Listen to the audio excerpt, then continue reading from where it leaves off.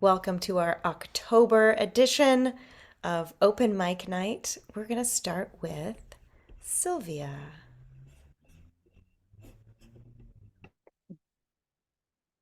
Thank you. So I have been at these open mics. I've been reading. I've been reading for you all the stories that I've been writing, and what I've been writing for a while now is a series of stories that are about um, specifically about my life as a queer person, um, because that's the audience that I'm basically writing these stories for. And so you've been getting like little snippets here and there of uh, my life earlier and later, specifically as a queer person in queer community. So that's what you're going to get. Um, and the story that I'm going to tell you this evening is one of the earliest ones. In fact, I think it's the earliest one. It's when I was a kid. Um, it is called Under the Ice Waiting. I'm telling you these stories so you'll understand how it was for us back then and how we survived the long winter of those years, or how I did anyway. Unlike many of you, I didn't grow up knowing I was queer. Our family was one of those with the wrong kind of secrets, and that was enough reason to feel different. I was a literate child, awkward, silent, and always with my face in a book. I read indiscriminately from my parents' crammed bookshelves, the children's section of the library, and the regular fiction section. After school, my sister and I would walk down the hill to the library. I would pick a book off the shelf pretty much at random. We would take our books and sit in the heavy wooden chairs at the heavy wooden tables polished to a whisper, with the faint smell of bubblegum and paper like dried grass on a hillside, and the golden sunlight that streamed in the windows at a slant, crowded with dancing dust motes. A safe place full of books. I knew about sex. My awkward, literate mother had left a book where I would find it, one with pictures for children. It had stylized color block images of a man and a woman naked lying together. If they love each other very much, it said. That was very progressive for the 1950s. No mention, of course, of what two men or two women do if they love each other very much. There were love and romance and sex in most of the books from the adult fiction shelves, and very occasionally there would be homosexuals. All of that made me squirm, but it was just part of the price of having books to read. Did I notice that it was much more shameful in the books to be queer? I don't think I was especially interested. Once I hit puberty, though, I noticed. When I was 13, books with queer characters and situations seemed to jump off the shelves into my hands. They told me that was a life to be avoided at all costs, a life of despair, degradation, shunning, society's disgust, shame, murder, and suicide. I was chilled and sickened, and I knew that these characters could have nothing to do with me. For some reason, I especially remember a story in which a woman, frustrated in her pursuit of a man who doesn't love her back, grabs her best friend and grinds their crotches together. The other woman pushes her away. What now? She says. Do we put on tight skirts and red lipstick and go down to the Black Cat, get drunk, and pick up other sad women? Or do you go out there and get the man you really want? It may seem like an insignificant moment. Blink and you'll miss it. But each story that showed how pathetic it was to be queer pushed me a little farther down under the ice. In junior high school, I had a chemistry teacher who everybody knew was a faggot. In retrospect, I don't know if he was actually gay. It didn't matter. He was a frightened, humorless man, and the children mocked and harassed him every day. It was so painful to watch the cruelty, his vulnerability, that I stopped going to his class. That same year, my mother sat me down and talked to me about homosexuals. She wasn't talking about me. It might have been that teacher she was thinking of, or maybe it was the closeted father of a friend. She meant well. Don't hate them, she said. They lead such sad lives. One bitter day in the hall between classes, my friend Franklin asked me, "What do you think about homosexuals?" I was frozen. He stood there and waited, a skinny, pale boy with long, dark lashes.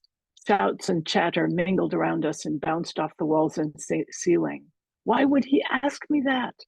What could he be thinking to ask me that? Disgusting, I mumbled. Lockers slammed. The smell of hot dogs curled up from the cafeteria. Franklin looked thoughtful and nodded and changed the subject. Only years later did I realize that he wasn't asking because he suspected me. He didn't. He was asking because he was gay himself and wanted to know if he could tell the person he trusted most or if I would abandon him. That brave boy, I didn't know. I didn't understand. Later, Franklin was my boyfriend. We never talked about sexual orientation. I never knew that we were both making the same sad bargain. I loved him for his courage and kindness. I wanted to be close to him, wanted my arms around him. We needed each other to survive the cold. It would have to be enough. We needed different stories. I wish someone had told me that there would be other stories, that what was in there, under the ice, waiting to grow, could not be stopped from growing. That all the way across the country, young people were changing the story. Spring would come.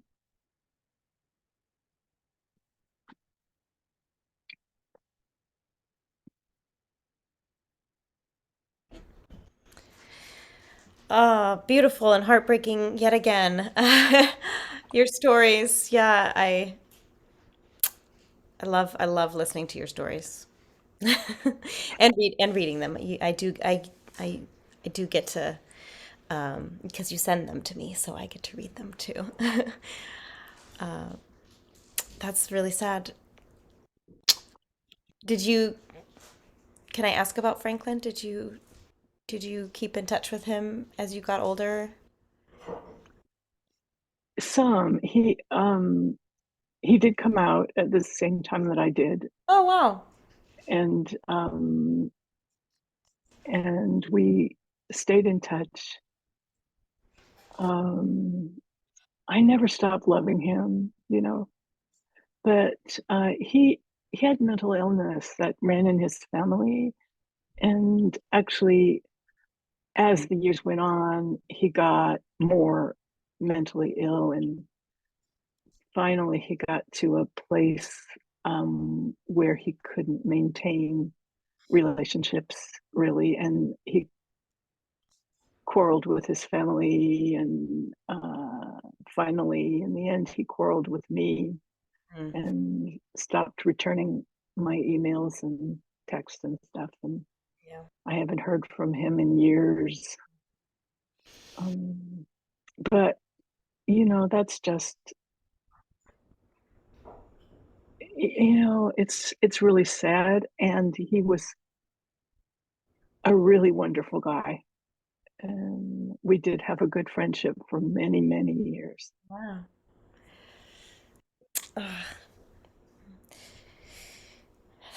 so it's such a vulnerable time in high school like that.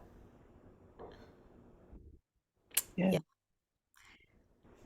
You get the messages from the world. Yeah. Intense. Yeah. And it was just fascinating to me that your mother specifically like sat you down to talk about that. I wasn't expecting you to say that. I was expecting you to say like talk about sexuality or whatever or you know. I think she was thinking of a good friend of mine's father. I think she wanted to make sure that I didn't that I wasn't cruel to him, like kids can be. Yeah. That I didn't mock him or whatever cool kids could do. I mean, I wasn't that kind of girl. I wasn't inclined to mock people, but she just wanted to make sure that I knew not to be cruel to homosexuals because they already lead such sad, ugly, lonely lives. And boy, did I hear that message. Gosh. Yeah. That's just and that was the 50s or the at that By then it was the 60s. 60s, yeah. Yeah. Wow. Yeah. Thank you for sharing that story. I like the imagery of the story under the ice. It's so poignant, and your moment in the hall, and you say, "I was frozen." It's so that just when he asks you that question, that you're saying those three words, "I was frozen," and the whole metaphor of being under the ice. It's very powerful. Just that short little phrase, the sentence right in the middle of the story like that. It was really well done. Thank you. Have you Spring would come. spring would come. It'd only take a decade-ish, maybe not quite, or about, or a little longer even, huh? Because it was more. Yeah, for me, it was actually not that long because I was very fortunate to be in college in a time and place when it was safe to be gay. Um, unlike most places in the country, uh, but it was there, and so I was just lucky to be there. Mhm. Do you plan to compile these stories and to publish them? Yeah. Yeah, yeah. I'm beginning to see forward. I'm going to be there not too long. Not too long. I'm going to have enough stories, and um, then it's going to be a book, Hmm. and hope I can get it published. But Yeah. I I know there's a market, so but I know that publishing is not an easy road. So, but no, I'll buy yeah, it. I'll buy a bunch and give them away if I need to. Yes. yeah, Okay. yeah. So, yeah. Chris, are you ready? Yeah. Okay, I wrote this recently. This might be this is a very early draft. I don't know if it's my first draft or second, so we'll see how it goes.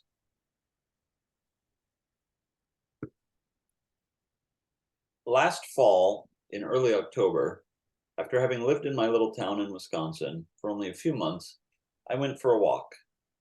I headed north past the last couple of houses on my street, scuffling my boots through the fallen leaves on the sidewalk as I passed the little park at the end of the street, keeping the Yahara River, which runs behind my house and along the road to the west, and crossed underneath the railroad trestle, headed in the direction of the area that my wife and I had come to call the tall grass.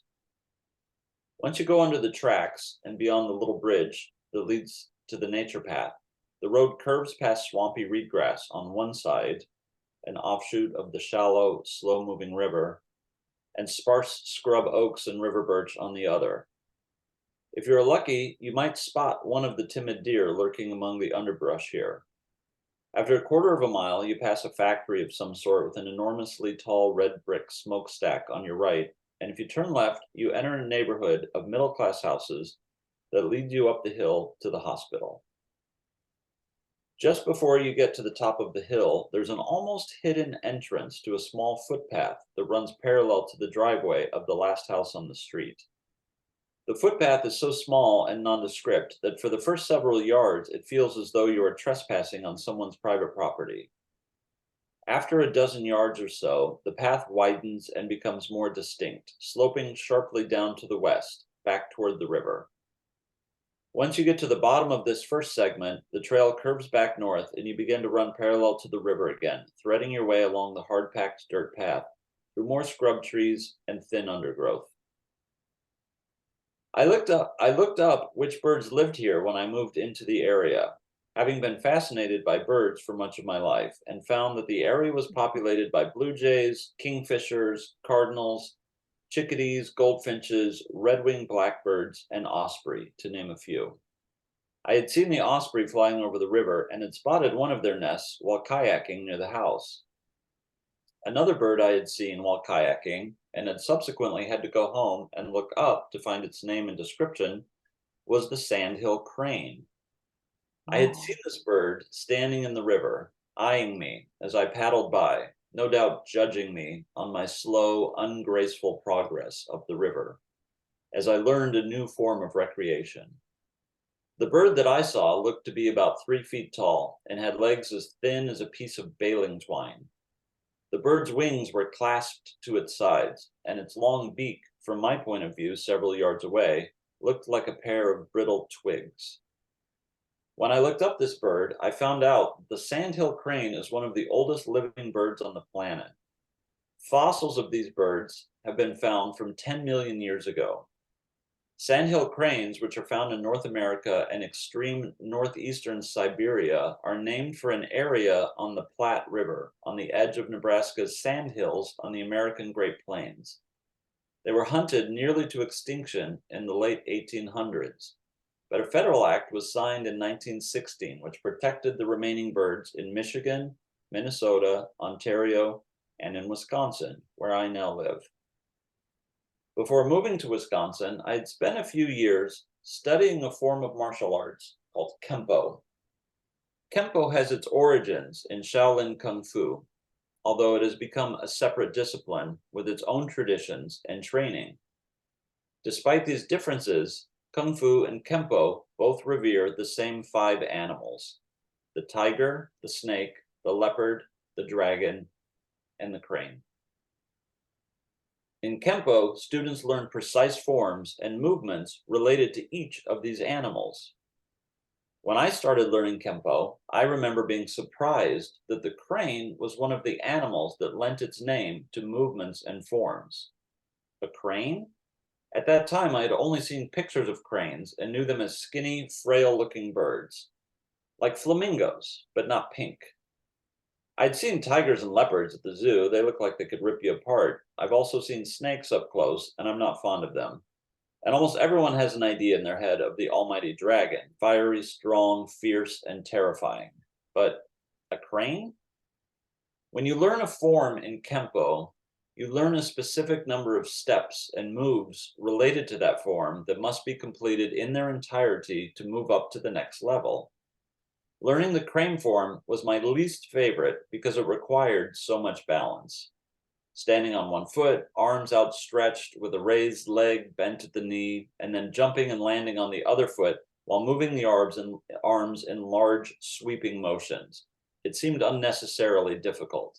How could you possibly defend yourself in that position, much less strike?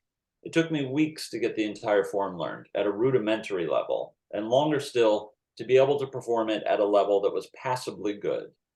Good enough to move up to the next belt color, at least. Kayaking past that crane in the river had done nothing to change my mind about the bird. In fact, if anything, Seeing one up close had solidified my feelings. I now knew past the shadow of a doubt that though the crane was beautiful in his own way, the small, frail bird I had seen could never be a threat. Thinking back to my ridiculous hopping movements in Kempo, I now saw that I could have been more graceful, but not more powerful. Autumn in Wisconsin is breathtaking. The leaves turn from green to pale yellow to burnt orange, and from orange to iron-tinged ochre, and finally to cinnamon, framed above by a close-looking blue sky streaked with darker shades of indigo and violet. Where I live, in southeastern Wisconsin, the October air, which is cool enough for a long-sleeve shirt and a light jacket, carries the scent of the leaves and the sound of birds calling to one another from the remaining sparse foliage.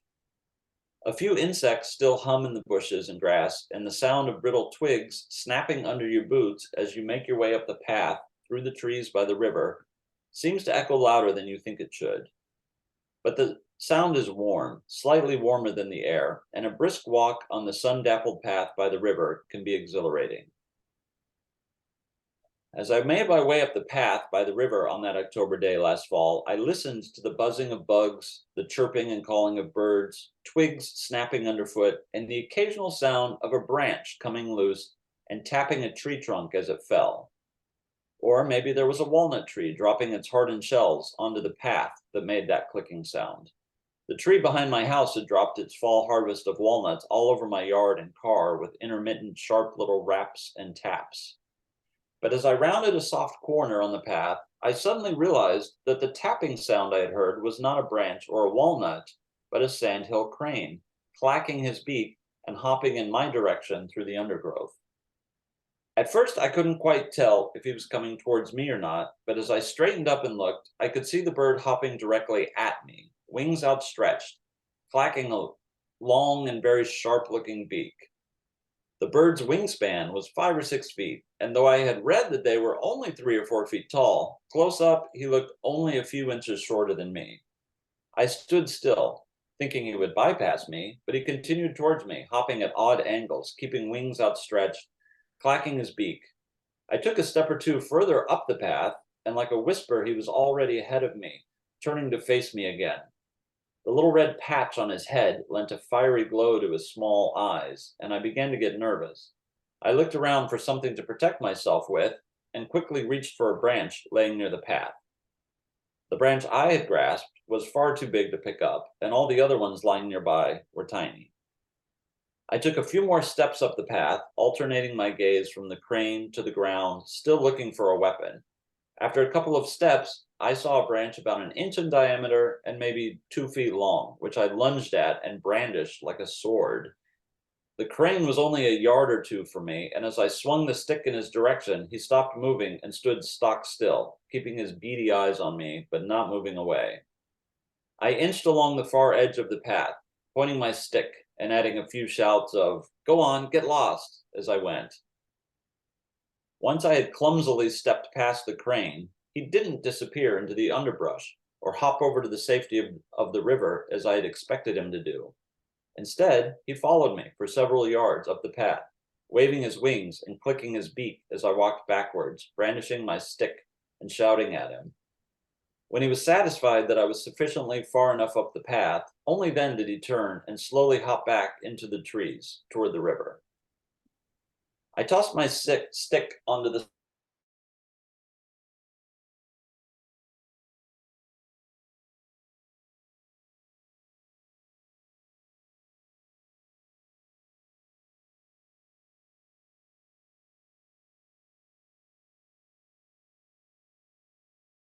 eyes to make out his bluish-gray feathers among the trunks of the scrub oak and the birch. Not seeing any sign of him after a few moments, I hurriedly made my way past that area and back up the hill to the road, glancing over my shoulder frequently and not letting go of my stick until I had again reached the safety of the neighborhood. This summer, my second in Wisconsin, I've seen several sandhill cranes in the area. I'm certain they nest in the area I hiked past last year, and that's why the crane I met was so aggressive towards me. As I kayak up the Yahara, I frequently see one or two standing in the river, watching me, or slowly flapping their wings as they rise easily into the warm summer air above the river and the trees. They never seemed to move fast. They never seemed to worry. We took the dog over to the dog park this morning, which is a few miles up County Trunk Highway B right next to the river. Many of the dogs there swim or splash in the river next to the park, but fortunately for us, our dog avoids the smelly water at all costs. After letting him stretch his legs for a bit, we got him back into the car and were pulling out of the parking lot when my wife pointed to the small grassy ditch next to the busy main road and asked, "Is that a bird over there?" At first, I couldn't make out what she was looking at. And then she said, "Oh, I think it's one of those cranes." As we pulled up next to it, we could see the gray blue body of a sandhill crane bent over itself in the ditch. Its head was too far down for us to see, but the bird was easily identified by its plumage and its size. It was laying motionless, and some of its tail feathers looked bent and out of place. Its legs were crumpled beneath its body. "Yes, that's a sandhill crane," I said. "It must have been hit by a car." My mind flashed back to my meeting with the crane on the path last year, and I wondered if it was the same bird. I couldn't believe that the bird I had scurried away from would have let himself be run over. The crane I had met was fearless, graceful, balanced, and protective. I don't recall the specific movements of the crane form that I laboriously and clumsily performed in my Kempo classes, but the sight of the lifeless crane laying in the ditch by the side of the road was in stark contrast to the movements of what I now know is a formidable and enduring creature. The tigers, leopards, dragons, and snakes of the world will do well to give the crane a respectfully wide berth. And it wouldn't hurt to have a sturdy oak branch in your hand either, if you ever happen to encounter one as you hike through the fallen leaves on a trail next to a slow moving river on a warm Wisconsin autumn day.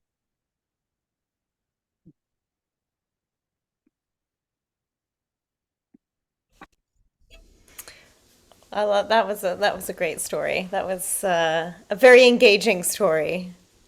I love that. You know, I just how do these things happen? Like how I guess that's just life, but like that you're able to connect these things to I mean, I assume it's autobiographical, but maybe you've made it all up. I mean, it's all happened. I mean, I did learn Kempo and I took the crane form, and it is a very difficult form. And I thought when I took it, I thought, what could a crane do?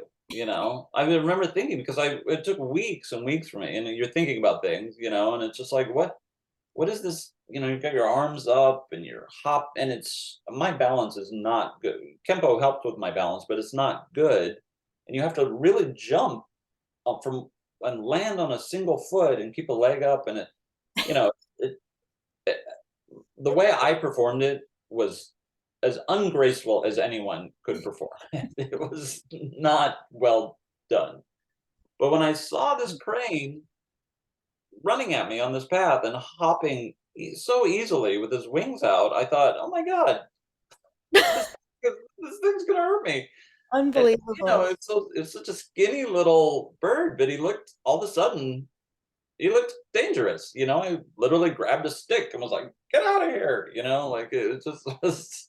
I just love that. I just love that I mean, I don't know. I don't know what will happen if I ever encounter a sandhill crane, but I didn't have the experience of trying to learn a martial art move. Form. Yeah, it's just so interesting. Yeah, I'd never seen a crane in my life, and all of a sudden one is Fascinating. hopping at me. I had to go home and look it up. I didn't even know what it was at the time that it happened. I went home and I put in certain size bird with red patch on head and stuff, and then I got Google images and I was like, that's the bird right there, sandhill crane. So That's the one.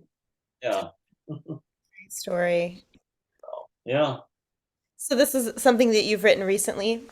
yeah. I just wrote this a couple weeks ago, I think. Nice. Yeah, I liked it. thank you. Makes me want to visit Wisconsin in the fall. Yeah, it's beautiful. It's beautiful out here. Yeah. The colors. Mm. Fall is wonderful anyway. Yeah. I mean, when you have when you have when you're in a place where seasons do change. It's I love fall. Yeah, me too. And I'm glad that you live next to such a wild area. That's wonderful. It's a half a mile up the road. You can get, you just kind of pass through it, but there is a little. You can go a different way and go through a nice little nature path. I mean, you can come out of it. And you'll be in a neighborhood, but it's not. But it's just it's nice to be able to walk. We walk every day. We walk over there. So It's lovely. I'm trying to learn bird calls. So I'm like trying to identify birds every Cool. day. Yeah. That's great. That's great. Thank you. Thank you for that. Yeah. Um, well, what do you think, friends? It's on almost 8 now. A few minutes from. How you feeling? Well, it's I'm about 10, fine with it. so I'm good. Yeah. Say again, Sylvia. I just we could be done. Fine with me. You're okay Yeah. saving it? I've got a lot of stories, Okay. so Well, they I don't. can wait. Okay. Okay. I don't like missing stories though, so just we'll see. We'll hear it again. We'll hear one next week or next month. Yep. Um, Yeah. yeah, dinner is nigh on the table. So I should probably say goodbye. I mean, I guess you could continue telling stories. No, I'm just kidding. We'll tell more stories next time. Yes, We yes. will. So Yeah. November, is it 18th? Let's see. November 8. Oop, come on, calendar. Yes. November 18th is our next session, our next open mic. So mark your calendars. Okay, I will do See that, and you I next better do that because I better do that right now because otherwise we know what'll happen. week. I'm going to end our recording. Goodbye, Okay, world. bye. Bye, internet.